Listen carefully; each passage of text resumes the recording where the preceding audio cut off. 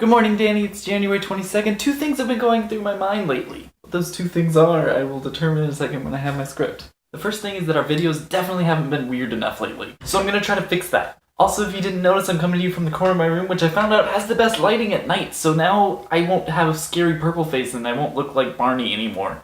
It's kind of creepy because it looks like there's like a person over here because of all the shadow. Hello, shadow! It's waving to me, that's awesome! Look, now I got rid of the shadow. The other thing is that people are complicated. So what I'd like to do is tackle the weird one first. And I realized that what we haven't been doing is asking each other very weird personal questions. Questions like, if you were a bird, what kind of bird would you be? What's your favorite pie? My favorite pie, of course, is pumpkin pie because there is no other pie.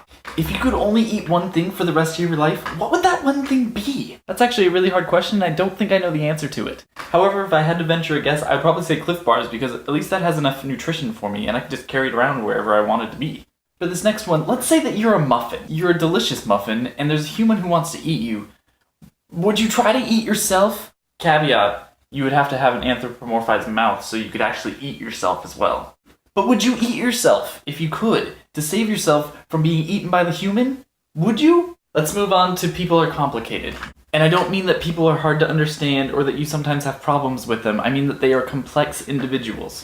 I'm really glad that you decided to talk about Richard Sherman because if you hadn't, I was going to do it. I think the whole media blitz over Richard Sherman exploded and it had no reason to actually do that. But worse than the media, the thing that really bothered me is that people had problems with the racial aspect of it. And it's just terrible to me that we still live in a day and age where people boil things down to your race instead of who you are as a person. And who you are is someone that's really complicated and complex. It's not like you can be distilled down to your individual parts and that's who you are. You are the sum of all of your parts. And I don't mean that you're the sum of all your parts like your arm and your leg. I mean that your personality traits and the things that make up you. And the way that I thought about it earlier today is with the Spice Girls. They were known just for their one trait. There was Baby and Posh and Strange or Scary, whatever her name was. But they were boiled down to their individual traits and they weren't complex individuals. And the worst part is that they were also women, so they had that going against them as well. In our society, we already treat women as if they are objects instead of complex individuals, which is already a problem.